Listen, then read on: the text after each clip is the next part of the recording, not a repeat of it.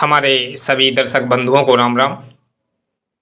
तो साथियों, जीवन में कभी ऐसा समय जरूर आ जाता है जब सब रास्ते बंद दिखने लगते हैं। मेहनत करने के बाद भी सफलता नहीं मिलती है और भक्ति करने के बाद भी शांति नहीं आती है। प्रार्थना करने के बाद में भी कोई उत्तर नहीं मिलता है तो उस समय मनुष्य सोचता है कि क्या भगवान मुझसे नाराज हैं, क्या मेरी किस्मत में अंधेरा ही लिख दिया है। पर नहीं, इस बात को बड़ी गहराई से कबीरदास कहते हैं कि अंधियारी रात में उजियारा भीतर जागे। यानी जब बाहर सब और आपके लिए अंधेरा छा जाए तब आप समझ लेना कि प्रभु तुम्हें भीतर का द्वार दिखाने वाले हैं। जीवन की सबसे बड़ी भूल यह है कि हम उत्तर बाहर खोजते हैं। तो साथियों, जबकि ईश्वर ने समाधान आपके भीतर ही रखा है। आज की इस कथा में हम एक ऐसे युवक की कहानी सुनेंगे जिसके जीवन में सचमुच हर रास्ता बंद हो गया था। ना व्यापार चला, ना परिवार संभला, न मन में शांति थी, न तन सुरक्षित था। पर उसी अंधेरी मोड़ पर उसे मिला एक बूढ़ा संत जिसने कहा कि नाम जपो, श्वास श्वास पर टिक जाओ, दरवाजा अपने आप खुल जाएगा। और यही वाक्य उसके जीवन को बदल गया। तो आइए साथियों, सुनते हैं वह प्रेरणादायक, रहस्यमयी और हृदय को छू जाने वाली कहानी के बारे में। जब सब रास्ते बंद हो जाते हैं तो कबीर का एक उपाय जरूर करके देख लेना। तो साथियों, कथा को प्रारंभ करते हैं। अगर आप हमारे चैनल पर पहली बार आए हैं तो चैनल को सब्सक्राइब जरूर कर लेना, ताकि इस तरह की ज्ञानवर्धक और जीवन से जुड़ी हुई रहस्यमयी कथा आपको समय समय पर मिलती रहेगी। तो साथियों, वाराणसी नगरी के एक छोटे से मोहल्ले में एक युवक रहता था। उसका नाम था रघुवीर। नाम रघुवीर, लेकिन भीतर भय और चिंता का घर। पढ़ा लिखा था, व्यापार में हाथ आजमाया हुआ भी था, पर न जाने कैसी दृष्टि लगी कि जो करता सब वह उल्टा हो जाता था। घर में रोग, व्यापार में घाटा, मित्रों ने धोखा दे दिया उसे। अब वह बार बार मंदिर जाता, पूजा करता, पंडितों से उपाय पूछता, पर हर बार खाली लौट करके घर आ जाता। तो एक दिन उसने कहा कि अब बहुत हो गया है, लगता है भगवान ने ही मुंह मोड़ लिया है। अब किससे आस रखूं मैं। तो साथियों, उसी दिन की संध्या बड़ी भारी थी। रघुवीर घाट किनारे गया और गंगा का जल सामने था, पर मन में तूफान था कि आंखों से आंसू बहते जा रहे थे। ज्यादा दुखी था इंसान, इसलिए आंसू निकल रहे थे। अब वह बोला कि हे ईश्वर, अगर तू है तो अब बता, कब तक तेरी परीक्षा दूं मैं। हर द्वार बंद है मेरे लिए, कहीं से कोई रोशनी नहीं दिखती। वह वहीं बैठा रहा। सूर्यास्त हुआ और चारों ओर अंधेरा छा गया। उसे लगा मानो सचमुच में कोई अदृश्य जेल उसे घेरे हुए है, न रास्ता बाहर का न भीतर का। तभी एक हल्की सी आहट हुई। घाट की सीढ़ियों पर एक वृद्ध संत बैठा था। लंबी दाढ़ी थी और सादा पोशाक थी। आंखों में गहराई जैसे सागर था। तो ये कौन थे? ये संत कबीरदास थे। संत कबीरदास मुस्कुराते हुए बोले, क्यों रे बेटा, ईश्वर की शिकायत कर रहा है तू? तो रघुवीर ने कहा, बाबा क्या करूं, जहां जाता हूं असफलता ही मिलती है। हर दरवाजा बंद मिलता है, लगता है कि जैसे किस्मत ने ताला लगा दिया है मेरी पर। इतनी बातें सुनने के बाद संत कबीरदास हंस पड़े। तू कहता है दरवाजे बंद हैं, पर देखा कभी दरवाजे के भीतर की ओर कि खुलता है या बाहर की ओर? रघुवीर कबीरदास की बातों को सुनकर के चौंक गया। वो बोला, महाराज आप कहना क्या चाहते हो, इसका मतलब क्या है? तो संत बोले, जिसे तू बंद समझ रहा है ना, वो भीतर से बंद है बेटा। ईश्वर ने कभी ताले नहीं लगाए हैं, हम ही अपनी चिंता, भय और असमंजस से उसे बंद कर देते हैं। फिर संत ने कहा कि सुन बेटा, मन के हारे हार है और मन के जीते जीत, और मन ही देवता मन ही पाप के प्रतीत।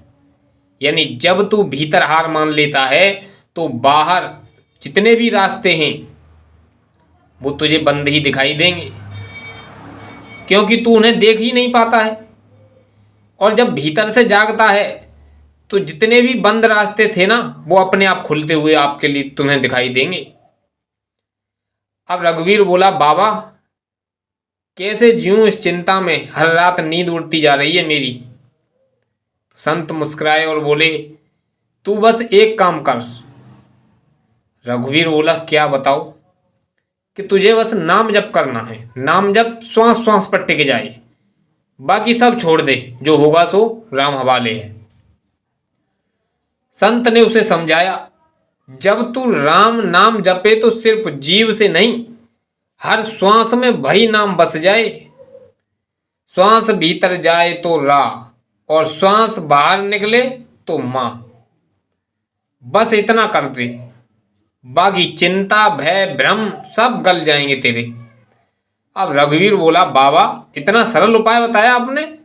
संत ने कहा, हाँ बेटा सरल है पर कठिन भी बहुत है। अब रघुवीर चारों ओर से हारा हुआ था, उसे कुछ भी दिखाई नहीं दे रहा था। तो बाबा ने इतना बता दिया तो उसे वो सरल लगने लगा, क्योंकि वो ज्यादा ठोकर खाए हुए था। तो अब उसके बाद उसे अपने मन को शांत करने के लिए उसने बहुत तप किया। उसने तब तो कह दिया कि बहुत सरल है, श्वास सांस में नाम जपना शुरू कर दूंगा मैं। तब कबीर ने कहा कि कबीरा मन निर्मल भया जैसे गंगा नीर, और पीछे लागे हर फेर कहत कबीर कबीर। जब मन निर्मल होता है तब हरि स्वयं पीछे चलते पड़ते हैं। ज़्यादा परेशान था तो उसने नाम जपना शुरू कर दिया। रघुवीर घर लौटा। रात गहरी थी पर भीतर कहीं हल्की सी शांति थी। वह बैठा, आंखें बंद थीं और वही किया उसने, रा और माँ। श्वास भीतर रा, बाहर तो माँ। और कुछ ही देर में उसे लगा मानो कोई भीतर कुछ कह रहा है। तो भीतर से आवाज आ रही थी कि तू डर मत, तू अकेला नहीं है, मैं हूं तेरे साथ। अब वह इतनी बातों को सुनकर के चौंक गया। उसने आंखें खोली तो उसके पास कोई नहीं था, पर यह आवाज उसके मन के ही अंदर थी और किसी और लोक से आई हुई शांति भी थी। अब पहली बार उसे लगा कि ईश्वर से दूर नहीं, वह बहुत पास है। जैसे ही सुबह हुई वह अपने दुकान पर गया, जो कई दिनों से बंद थी। एक पुराना ग्राहक आ गया उसके पास और बोला, भाई सुना है तू माल बेच रहा है, मुझे सौदा चाहिए। रघुवीर बड़ा हैरान हुआ। तो रघुवीर ने कहा कि बाबा आपने जो कहा था वो सच हुआ है, मुझे अब कोई डर नहीं है, कोई चिंता नहीं। बस मन में एक प्रश्न है, क्या नाम जप से सचमुच सब संकट मिट जाते हैं? तो संत मुस्कुराए, संकट मिटते नहीं हैं बेटा, तू इतना विशाल हो जाएगा कि संकट छोटे लगने लग जाएंगे तुम्हें। पहले तू तिनका था, लहरें तुझे डराती थीं, अब तू सागर है, कौन सी भी लहर तुझे डुबो नहीं सकती है। तो रघुवीर की आंखों में आंसू आ गए और वह बोला, बाबा क्या यह वही ज्ञान है जो कबीर कहते हैं? संत बोले, हाँ यही तो नाम का ज्ञान है। नाम वह कुंजी है जिससे आत्मा का द्वार खुलता है, और वह जब खुल जाए तो फिर कोई जेल, कोई अंधेरा, कोई ताला नहीं रह पाता उसके पास। संत ने कहा है कि जहाँ देखो तहाँ राम है, राम बिना कुछ नाही, और जो राम भजे मन लगाकर सो पावे सुख साही। यानी जो मन लगा कर के नाम भजता है वह भीतर से इतना स्थिर हो जाता है कि बाहरी जगत की लहरें उसे हिला नहीं पाती। इसीलिए बेटा, अगर कभी भी कोई दरवाज़ा बंद दिखे तो बाहर मत भागना। शांत बैठ जाना, श्वास को देखना, नाम जपना और देखना कि कैसे भीतर से दरवाज़ा खुल जाएगा। कहते हैं उसी दिन के बाद रघुवीर ने कभी किसी ज्योतिषी या पंडित से उपाय नहीं पूछा था। वह कहता था, मुझे मेरा संत मिल गया है और उसने मुझे एक ही उपाय दिया है, नाम और श्वास। धीरे धीरे उसका जीवन ऐसा बदल गया कि लोग उसे जीवंत संत कहने लगे थे। वह दूसरों को भी यही सिखाता था, जब सब रास्ते बंद हो जाएं तब कोई बाहर मत खोजो, भीतर जाओ, क्योंकि वहीं राम का द्वार है।